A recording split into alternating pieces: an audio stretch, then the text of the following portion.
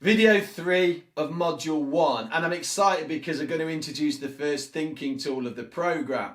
So just a quick one. If you've got your tool printed off, that's great. It's a visual representation. It's fantastic as you're watching the video so you get an understanding of it. If it's on your laptop or iPad, that's great as well. Like I said on the welcome video, there's no correct way of approaching this call. What works for you? That's the important thing. If you want to watch all the videos and not have the tools, that's perfect, entirely up to you. Then you want to go back and review them so you get a better understanding. Before we immerse into tool 1 though, let's just do a recap on the first 2 videos. Video 1, all about the way we think and improving the skill of self-awareness. Having a real understanding that our thoughts lead to feelings, lead to actions and lead to our results. So the power of thought, the way we think, is really important to our continual growth and progression.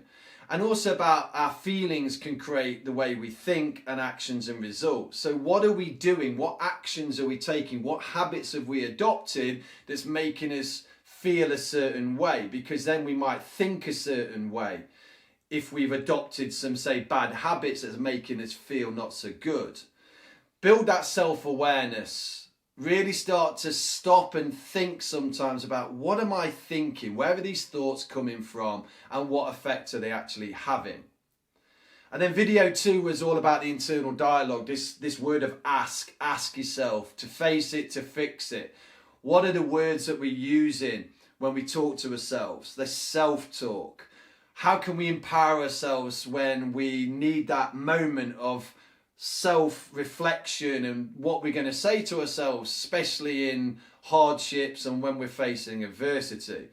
And this is one thing really that I've recognized when I've been on this journey, when I've improved my thinking and I've improved my self-talk and is under my control, it's given me strength. It's started to build my character, help me be more in control.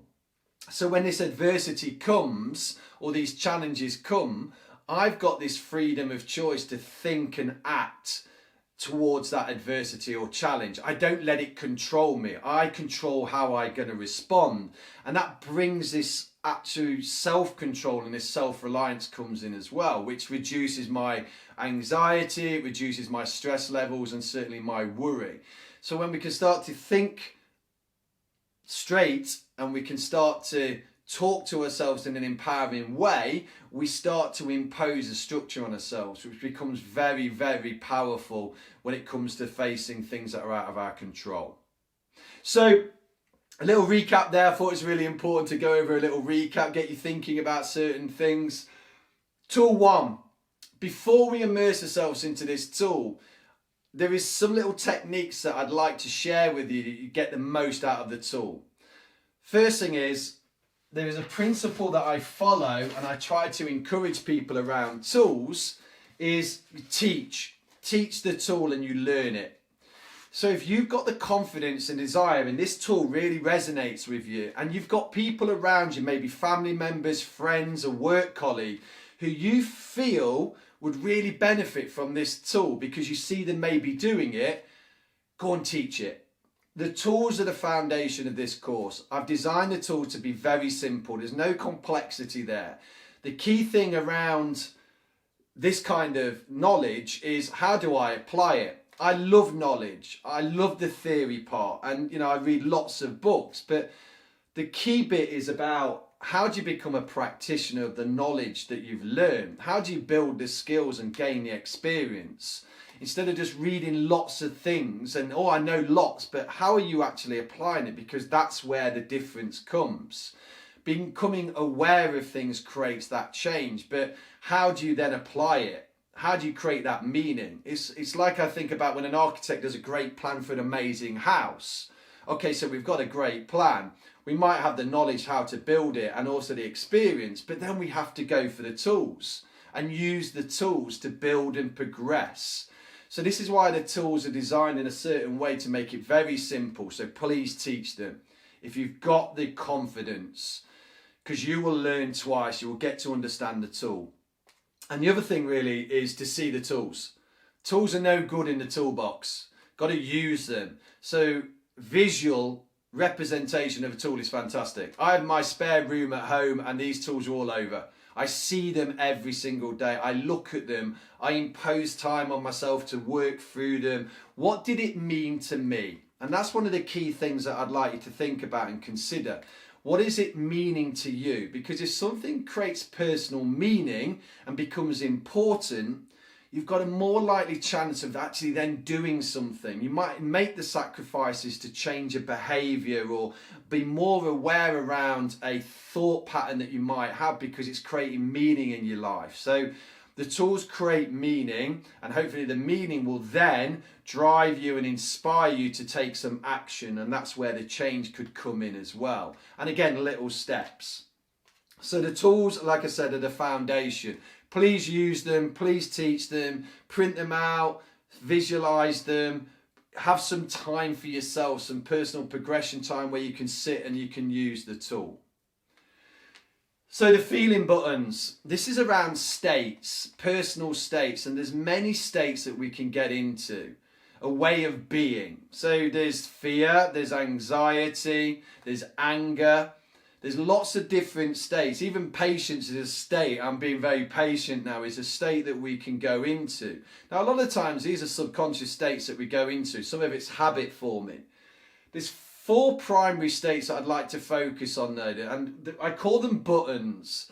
The reason is I put them into a button thing is you can start to press them and it will create more self-awareness. So I've got blaming, justifying, denial and self-pity as the 4 primary states that I'd like to talk about. And we adopt these states, and like I said, subconsciously we don't even realise we're doing it. And a lot of the time we've done this over many years, and a lot of the time we go into a state is because we get a reward from it, and we've probably forgotten what that reward is. So I'm going to be very honest, on my journey, as I've discussed on the first 2 videos, is I use blame. I press the blame button. What I go is, I pressed that button so many times. I made excuses. I blamed external things. I blamed work. I blamed my upbringing. I had a big blame list.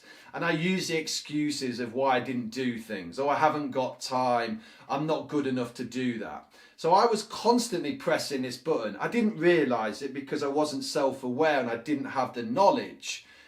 So this is the whole principle of this tool, is really turning the mirror on yourself and asking you, what buttons do you press a lot of the time? What are the rewards that you get from that? Maybe it's an easy route, maybe not taking responsibility. And there's a button I've missed off this tool, and I do it on purpose, is there's a button of responsibility that we press. And actually taking the ownership of being responsible for our actions, even when situations are out of our control or not our fault. You know, I take the example of somebody, you know, goes into the back of you in the car when you're parked. That wasn't your fault, and mistakes happen and accidents happen. But you have that freedom of choice to respond. You can go in that state. You can bring forth that thinking and say, okay, I can choose. I can step back, take a breath, take a couple of seconds to say, how do I want to respond from that? Calm the impulses. I'm going to think and I'm going to act in this certain way. I'm not going to go into these states because I'm aware of them. And actually these states are taking me down the wrong path maybe. And that's the question to ask. If you continually adopt these certain states and press these buttons, where are they going to take you? The self-pity button, where's that going to take you? Yeah, you might want that attention. You might want that reward that somebody feels sorry for you and that, oh, woe me. Okay, I get that. I go into that state sometimes. When I'm tired, I'm really tired, etc. I started to realise through my self-awareness that this isn't empowering me. I'm just wanting a little bit of an attention. So how can I get attention in another way as a reward feeling? So the question is, what states do you go into quite a lot, the buttons that you press, and what will be the consequences? So now you've got the buttons and you understand where they are. The justifying is a great one. Justifying why you didn't do things. I know people who justify why they won't give up smoking because they've got a holiday coming up. So be very careful of that one as well. We can justify things through life and then we never do anything about it. So these states are very powerful because they have a consequence. And at the end, you will have that day of reckoning if you carry on pressing these states, and especially if they're not empowering you or they're bringing bad to you. So please be aware of the states that you press. Take a time to reflect and really understand, and being honest and truthful to yourself, what button I press quite a lot. What is the consequence of that button? If you carry on pressing it, what is the consequence? What are you looking for as a feeling, a reward feeling by keep pressing this button? Is that really empowering you? It might give you that initial feeling of feeling good, but then does that dissipate later on and then you feel worse from it? So can you take that responsibility and say, I'm going to choose to go into a different state and react a different way? If you were going to press that button and change it, how would you start to change it? What could you do? Instead of blaming and excuses, could you take that breath and go, actually, no big deal. Actually, I'm responsible for that because I could have communicated that better. So start to think about the state that you've got that you want to change. What are the behaviors or the habits that you could start to adopt that could bring that responsibility back to you, that ownership, that control, that strength? And the last thing I'd really like you to consider, if you don't change your states, this is freedom of choice. Like I said on this course, there's no answers. You have the answers. This is what the tools bring forth. They give you the questions to get you thinking deeply and being honest about yourself. So if you carry on pressing, say, the blame and excuse button, what could be the consequences? Yeah, you might get through life a little bit easier, but what could be the other consequences to that as well? And the other thing is that acceptable to you? That's a real hard question to consider. Is that acceptable to keep pressing that button and having these consequences or these possible consequences come forth? So I hope that helps. Immerse yourself into the tool, teach it, you learn twice, you get and understand it, put it up, use it, impose some you time, some personal development time, make it important. That's the key thing here, is make it important. If this tool resonates with you, make it important. You can start to realize when you start pressing the buttons as you're going through your daily routines, you go, oh, I've been pressing that button. Don't get down on it. It's about awareness. I'll press that button again. Okay, so what have I learned from that? And what am I choosing to change? What do I want to change about that? Because that's not me. That's not the character that I want to build. So I'm going to change that now I'm more aware of it. So thank you for your time, energy and focus. I'm going to look at the next tool, which is tool 2, which is the truth mirror. A very, very powerful tool. And again, if you use it every day, you can have fundamental changes. So thanks for your time, and I'll see you on the next video.